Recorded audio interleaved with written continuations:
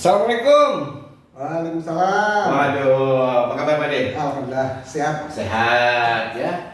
Waduh, Pak De, gini Pak De. Saya datang kemari biasa pengen bertanya sama Pak De. Boleh. Jadi kalau orang kan gini, malu bertanya sesat di jalan. Iya. Betul ya? Iya. Ya. Malu Jadi- kawin nggak punya anak. Kenapa?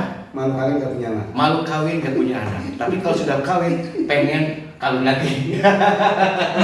Tapi kabar baik kan Pak De? Alhamdulillah sehat. Pak Baik. De, jadi banyak orang suka nanya itu apa sih mengenai asam lambung gitu kan? Asam lambung kan banyak orang yang suka sakit-sakit asam lambung atau asamnya ada di lambung atau gimana gitu. Ada apa gimana? Iya, kalau orang kebanyakan memang sekarang ini merebak orang kena asam lambung.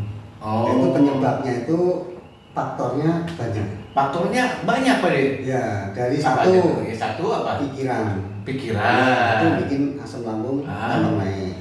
Jadi kalau pikiran itu asam lambung tidak naik. Iya. Satu pikiran. Yang kedua? Jadi asam lambung itu sebenarnya seperti GERD itu juga sebangsa asam lambung. Iya. Emah itu juga sebenarnya asam lambung. Oh, itu asam lambung juga. Iya. Oh.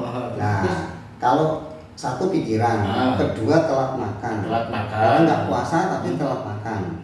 Atau udah puasa seharian. Nah, pas buka itu dia cuma minum doang. Nanti makannya udah lama, itu bisa bikin asam lambung. Oh, itu telat makan bisa bikin asam lambung. Kalau telat kawin gimana? Nah, itu Bukan asam lambung itu Asam kan? lambung. Oh, asam lambung. Setelah telat makan apalagi itu? ya memang banyak sih faktornya, itu banyak, cuma saya nggak begitu hafal semua. Jadi itu dua itu ya. Nah. Dua itu faktornya yang utama adalah tadi pikiran sama telat makan. Atau makannya nggak teratur. Makannya. Oh iya, yang teratur. ketiga ini Yang ketiga itu apa? makan kalau ngunyah itu nggak halus. Oh, ngunyahnya asal gitu. Iya. Pengen cepet-cepet Iya, ya. nah itu yang bikin gampang asam lambung atau gitu. gampang sakit mah. Karena apa? Jadi lambung tuh giling keras kan? Iya. Bikin luka dia. Itu kebiasaan orang yang pengen ngeburu waktu tuh biasanya, Pak De. Ngunyah tuh langsung kan diburu waktu kan. Nah. Sebenarnya kan makan itu yang bagus tuh kunyahnya sampai halus. Sampai halus. Jadi kalau ngunyahnya kalau bahasa Jawa itu ngunyah itu nanti lambungnya yang kalah. Oh. Jadi perutnya itu khususnya itu pencernaannya yang kalah. Karena berat. Oh iya. Gilingnya berat. Betul. Itu asam lambung sendiri itu biasanya diderita sama siapa aja, Pak De? Ya semua orang. Semua orang. Semua orang. Jadi laki perempuan. Laki perempuan Usia semua. dari anak kecil sampai orang dewasa. Apalagi orang dewasa ya. Iya. Lebih banyak Dewasa sampai tua. Udah tua, lebih banyak asam Itu lambung. sebenarnya obatnya juga mudah. Itu gimana tuh kalau obatnya itu Pak De? Karena kan banyak orang yang suka nanyain itu obatnya tuh selain misalkan kalau banyak juga di luaran sih, kalau misalkan secara pertolongan pertamanya obatnya apa gitu. Kembali ke belakang ke zaman dulu. Kita ke zaman nenek moyang. Ya, kita kan nenek moyang kita dulu Pak De kalau nggak salah itu banyak sekali obat-obatan. Sampai sekarang obatnya banyak. Banyak ya. Nah, asam lambung sendiri untuk asam lambung nih zaman dulu tuh seperti apa nih? Nah, kalau orang dulu atau sekarang pun juga saya masih pakai ya, iya, masih pakai ya. itu banyak sekali yang sembuh, ya kan? Insya Allah daun lidah buaya. Daun lidah buaya. Itu diambil daunnya, dicampur madu, nanti diminum, dimakan atau di blender dulu. Diambil apa tadi? Daunnya. Daun yang itunya yang kayak kulitnya itu kan racun. Keras. Oh, kulitnya racun ya. Ada racunnya. Iya. Nggak mematikan, Ya, nggak banyak. Nah, itu juga nggak boleh banyak, cuma dikit aja. Oh, dikitnya 1 sendok atau gimana gitu? Ya kira-kira bisa 3 sendok. 3 sendok. 5 sendok. Dicampur sama Madu asli. ya. Madu sama lidah buaya ya.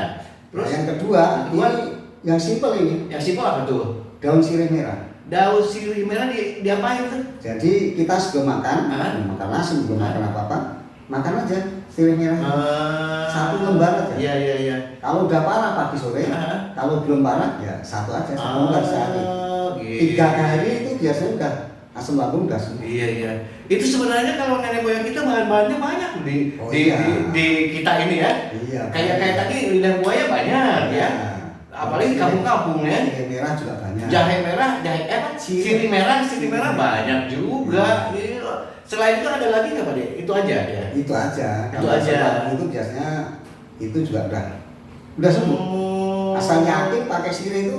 Saya udah pernah ngalamin kan Mas? Iya. Itu panas sampai saya, wah ini keringat dingin keluar gitu kan. Nah saya ingat tuh, oh iya, Mbah dulu kalau seperti ini makan sirih merah sembuh. Iya. Nah saya langsung makan sirih merah 1 lembar, alhamdulillah langsung enak. Langsung enak ya. Dan sirih itu kalau nggak salah juga banyak sekali manfaatnya sirih itu ya. Cuman sirih merah itu fungsinya juga banyak untuk orang diabetes juga sembuh, ya kan? Sebenarnya obat-obat Jawa itu banyak. Jadi obat-obat Jawa Indonesia ini itu iya banyak. Indonesia ini banyak. Nanti kalau pengen tahu ya ke depan lah. Iya. Jadi kalau lagi. ya kalau di negara kita nih peninggalan nenek moyang kita zaman dulu gitu kan, rempah-rempah sama obat-obatan itu udah ada dari dulu. Makanya nggak kalah sebenarnya negara kita ini ya, nggak kalah dengan apalagi kalau sekarang kan pakai kimia-kimia ya. Sebenarnya kimia-kimia begitu terlalu sangat rentan. Nah sekarang seperti daun kumis kucing. Oh, daun kumis kucing. Itu obat apa itu? Iya, saya pada kemarin ini saya dibilangin katanya kalau misalkan mau ginjal, gitu kan? Batu ginjal, kumis kucing. Ya kumis kucing terus sama daun apa? Cabeling. Itu saya dimarahin sama tetangga.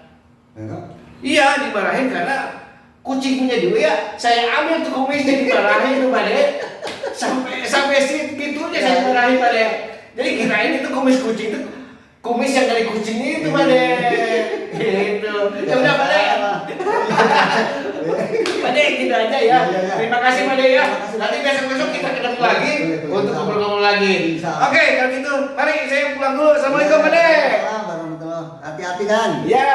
Dan sehat. Amin.